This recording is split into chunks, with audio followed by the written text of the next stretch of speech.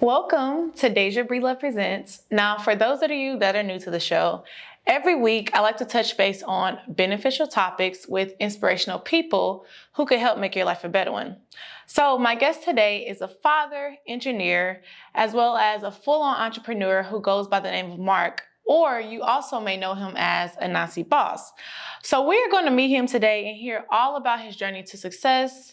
Mark, good. Thanks for coming. Good to see you. Thank you for having me. Yes, this interview is way overdue. Way. Yeah, we've been talking about this for quite some time now, but I'm happy. Years now. But... Yeah, a couple years. Yeah.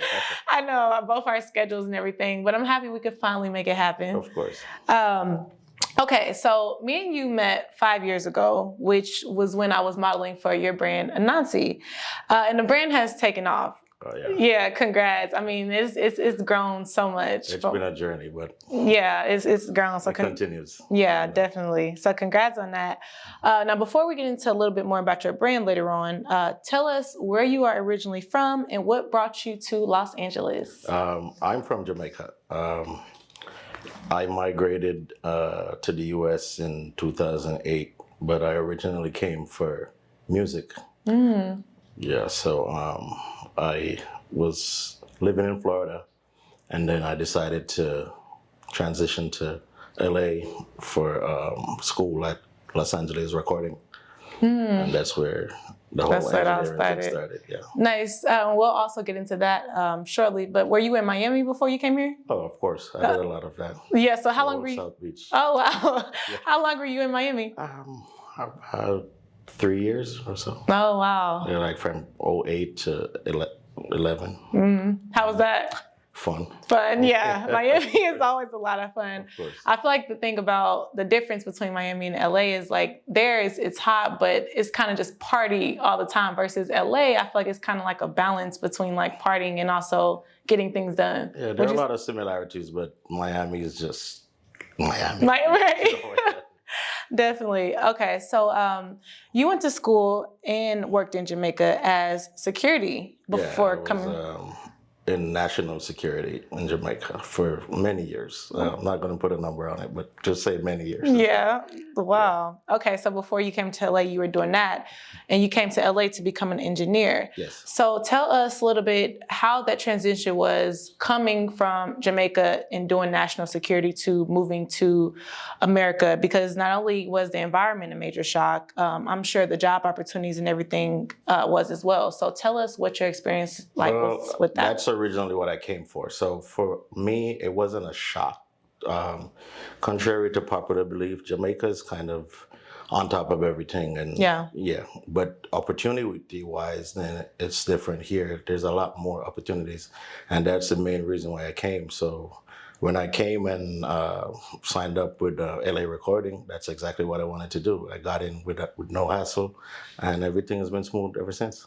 Nice. So, like, what was a major difference that you would say you noticed from Jamaica to... Culture. Culture and food. Yeah. Everything's more natural in Jamaica, right? Yes. Here, everything I feel like is processed and... Right. We're not used to that in Jamaica a lot. So I'm sure that was something you had to get used to. Okay, so when did you realize that you wanted to go into the engineering field, and what was it that excited you most about that? Well, I grew up in music, so that was always a part of me. But I always wanted to be certified, like for job opportunities. And I didn't get to do school there. So when I came here, I got my credentials, and then I had it done the right way so I could get plugged in my internship. Okay, so you also opened up a recording studio called Jamarbo Productions. Yes. So tell us where that name came from. I finally got the name right. I know, I've been saying it for a while. I was like, okay, Jamarbo. Yes, I got this. Right. Okay. Well, the name came from my kids.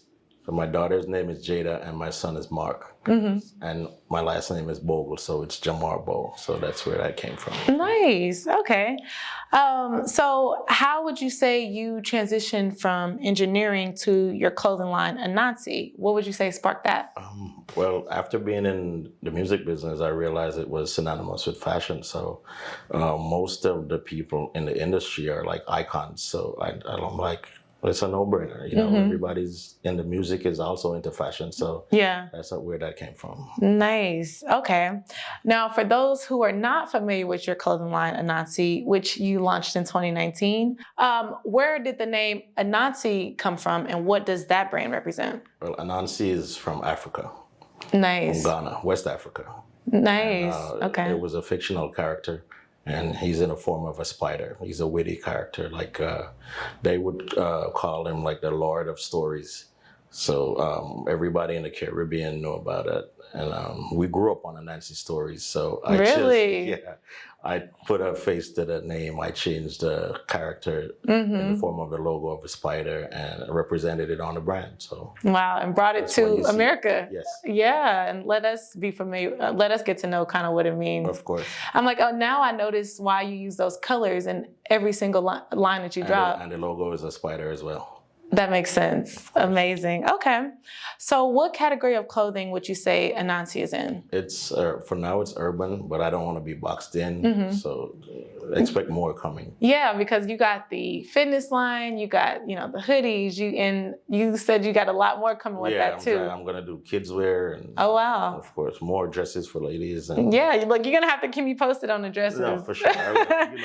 Definitely. Okay, so do you plan on opening a storefront? If not, tell us why and what the benefits are of having an e-commerce business. Well, ultimately, I want to have a storefront because, people want to have that real feel. They can walk into a store, pick up stuff, try it on, But for now, I'm doing online. And the advantage is that I don't have the overheads like a storefront. But at the same time, I want to have both. It's another option and it's different. So, yeah. Definitely. Especially I feel like e-commerce, which is online for those who aren't familiar with the word, is good now because social media is, everything is on social media. Is on social media. And most people are buying online. Majority of people are definitely buying online and just scrolling. We got the kids online all day. Everybody's just online. So e-commerce I'm sure is definitely benefiting you as of right now. It is.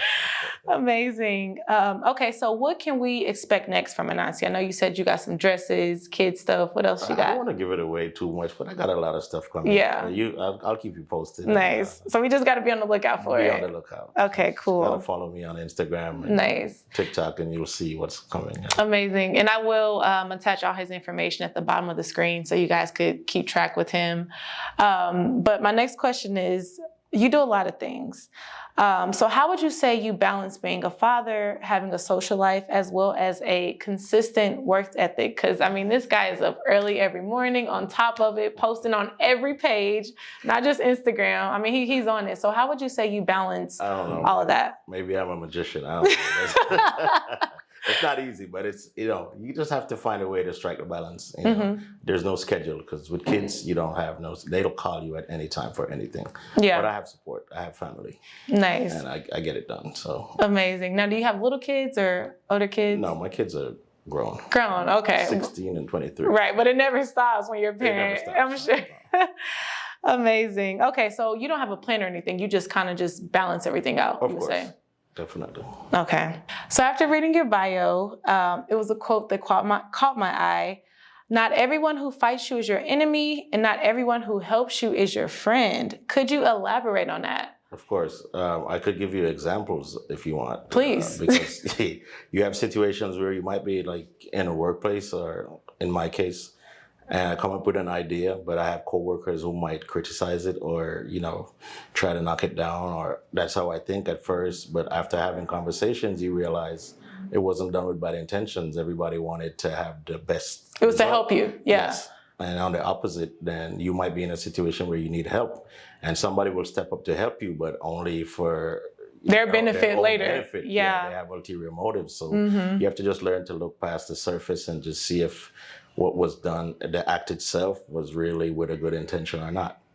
Yeah, I would agree with that because, like you said, some people will help you now or say you owe them later, or kind of just bring it up at the opportune time and say, "Hey, remember I did this for you." Exactly. Now you got to do this. Right, or take advantage of you being naive. So, like you said, you just kind of got to really pay attention. Or they might even put you on blast later. You never know. Yeah, you never know. So, like you said, you just kind of not look at the surface, but really just kind of look deep into the heart of the person and see if they're genuine or what their, motives are. I like that. Okay, so as we wrap it up, if you could leave any future entrepreneurs with any piece of advice, or even engineers, what would you say? Put God first in everything. Pick a plan, stick to it, and just always remember, the darkest part of the night is before dawn. So when things seem to be rocky and rough and dark and like it's not going to happen, don't give up. Just persevere. Continue. You're almost there. You're going to make it. Nice. I like that. Okay. All right, Mark. Thank you again for coming. And also, before you leave, tell everybody where's the best place to reach you. I'm on all social media. I'm everywhere. Ananci everywhere. Instagram, TikTok, Facebook, Reddit, YouTube. Okay. Everything. Okay. So any social platform, you can definitely catch him on. But like I said, I will still attach his information at the bottom of the screen. Thank you again for coming and sharing your journey and your story a little bit with us. When you drop some new stuff. Thank you for having me. Yeah. I'll be sure to keep you posted. Come back, right. Or send some stuff so I can rock the stuff in the interviews. Sure. As well. Promotion is always good. For sure. Okay, perfect. So that wraps it up for Daisha Breedlove Presents, and I will see you next week with another juicy episode as well as another inspiring guest. See you then. Ciao.